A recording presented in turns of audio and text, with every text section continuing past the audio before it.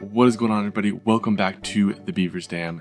Today we are taking a look at 8 retro games that you have never heard of. Roll the intro. 0, 1. Let's get started.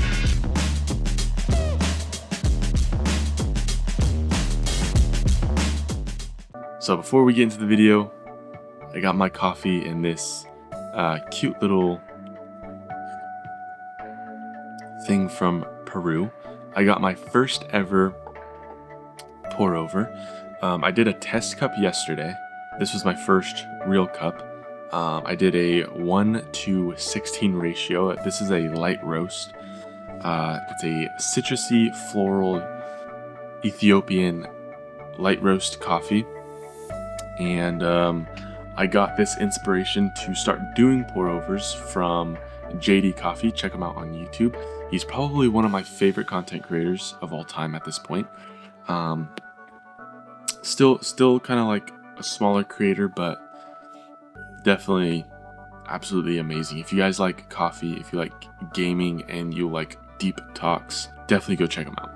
Anyways, I just wanted to give him a shout out because I'm drinking coffee while talking about video games. I didn't want it to seem like, I'm stealing content or anything, but he is the one who kind of inspired us. I absolutely love coffee. And I'm not making coffee in front of you guys like he does. I'm just kind of sipping on it, but anyways. So these are games that I don't claim to be super rare or super expensive. I don't care about all of that. These are just games that I personally enjoy. And when I talk to my peers about them, they either have never played it or they just don't know what that game is in general. So these are 8 games that I'm going to be talking about. If there are games that you believe should be on this list, let me know in the comments and maybe we'll get a part 2 going. I don't know. We've got 2 more videos planned, but we could probably squeeze in some extra content. Or I guess I should say we have the next 2 videos planned. Now my camera is at low battery. I filmed this entire video and for some reason it did not capture the audio. And on top of that, my light died.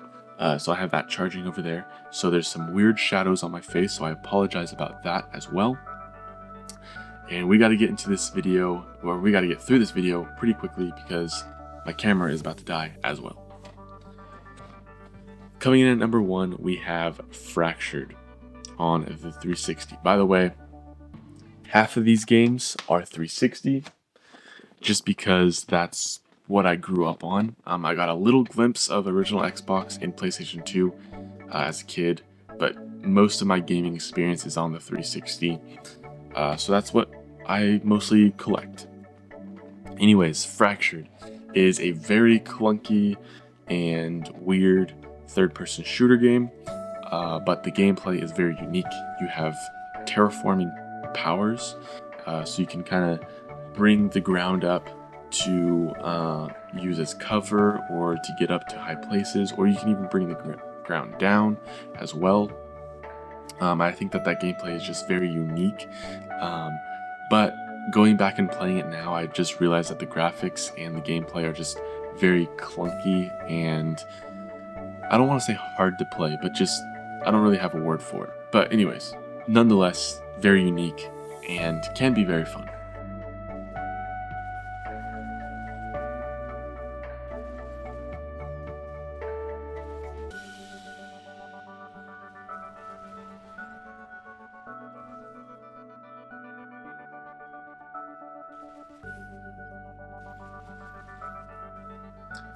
Coming in at number 2, we have The Outfit. This is a third-person World War II shooter game. You're basically just killing Nazis, and who does not love to kill Nazis? Coffee break. Now this game has a special place in my heart with the nostalgia because this is a game that I always played with my brother. This game is better played with other people. You can play up to 3 people, I believe. Yeah, it's 3 people. and you can call in airstrikes, you can call in tanks, you can call in turrets, extra troops, and you can destroy buildings and everything like that. And basically the whole point of the game is to go through the map and capture these outposts. And if you die, those outposts turn into respawn points. So you want to capture as many outposts as possible, so that way you're not having to restart at the beginning of the map. And I don't think you're allowed to save if you're playing co-op for some reason. All I remember is that my brother and I would always try and get as far as possible, because we knew that once we played the game the next day, we were gonna have to restart. I don't know if that's because we were too dumb to know what saving was or what, but I just know that it never saved when we played co-op. Anyways, I have replayed this game not too long ago. It is so much fun still to this day. Not as fun with other people, but still fun.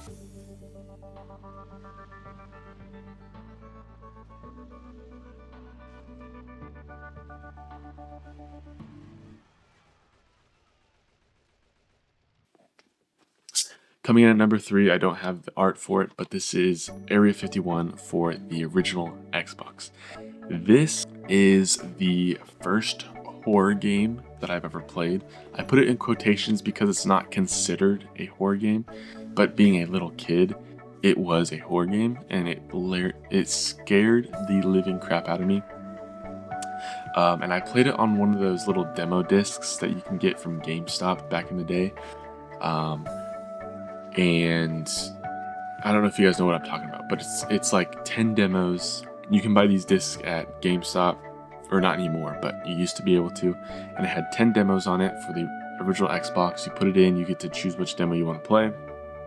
This was on one of those discs, and this game, like, you had these mutants running at you through fire. There's these spiders, things that are trying to get you, and it just terrified the crap out of me. But I've replayed it probably 2 years ago, I want to say. 2, maybe 3 years ago. Played through the entire game. The game is still absolutely fun. It holds up today. And nobody knows what I'm talking about when I talk about this game.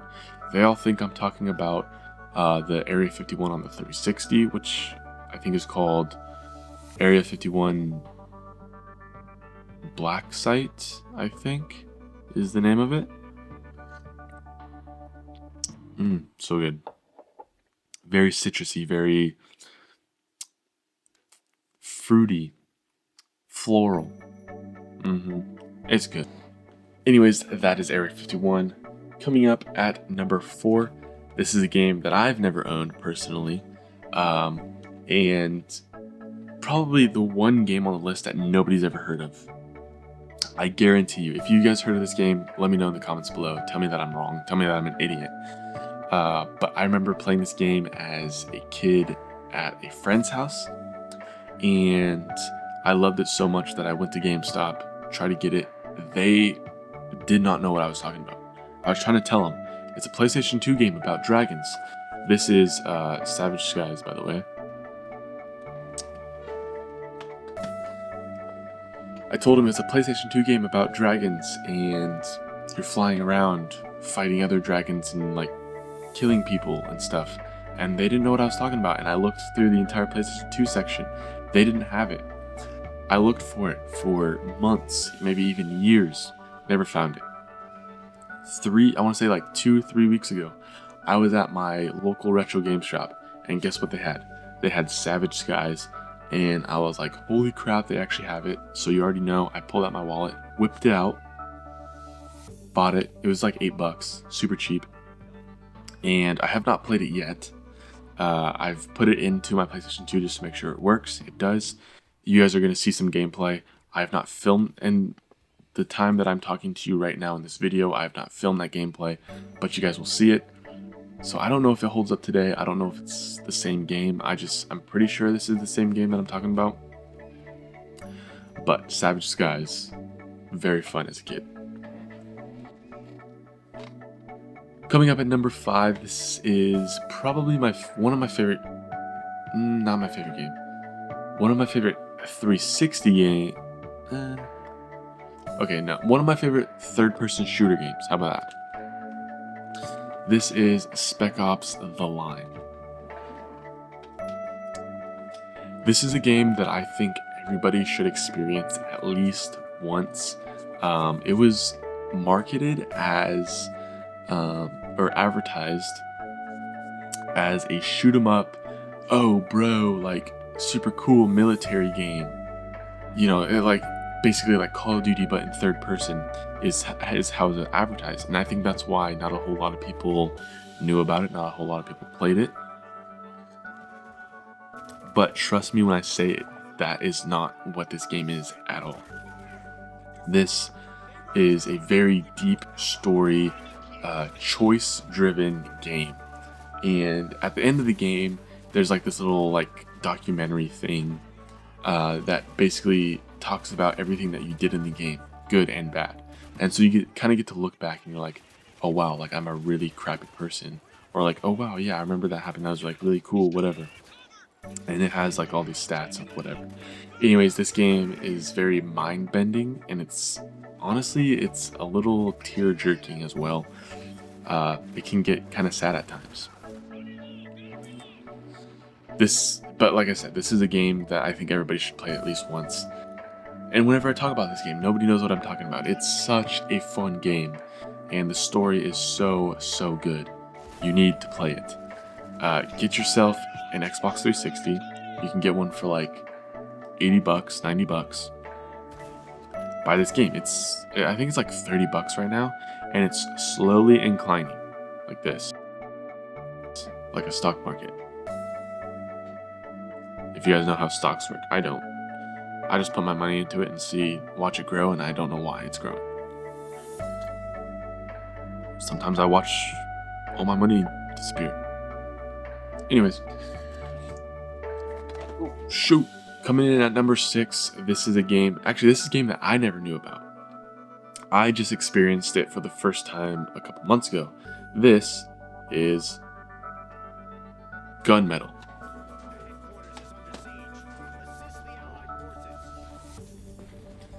So this is like a low budget Transformers game. Now just because it's low budget doesn't mean it's bad.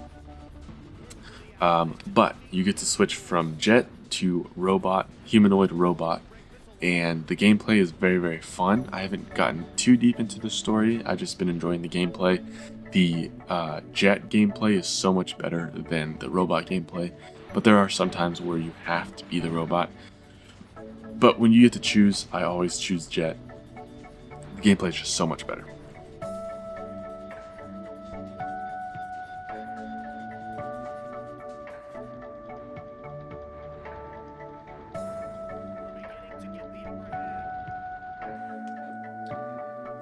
Coming in at number 7, this is another game that was on those demo discs that I was talking to you about with Area 51.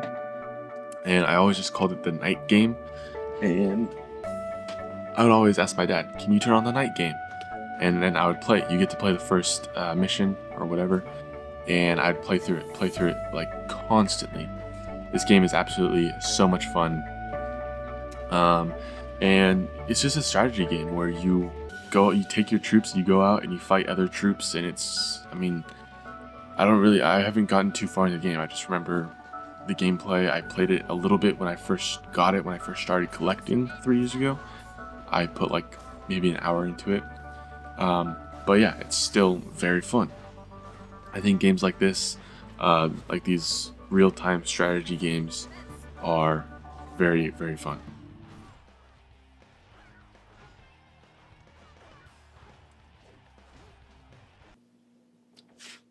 Coming in at number 1, last and definitely not least, probably my favorite on the entire list, which is why I left it for last, is Fairy Tail Fights. Now, backstory about this game. So, I was at my dad's house. Siblings, we were really into the 360. We were playing like a ton of Modern Warfare 2 at the time, just like split screen. We weren't playing online. Just split screen between the 5. There's 5 of us, and we were playing video games too much, and it made our dad upset. So he said to go out and clean up dog poop. And if we all pitched in, cleaned up all the dog poop, because it had been probably 2 weeks since anybody's cleaned it up, then he would take us to GameStop, and if we could decide on a game together, he would buy it for us. So, of course, we did it. We went to GameStop, and it took us probably about an hour to decide. We finally decided on this game, Fairy Tale Fights. We went home. We played it, not even joking, 3 days straight. I mean, obviously not like a full 72 hours, but basically like 3 days straight for hours each day. Beat the game within 3 days. It was so much fun.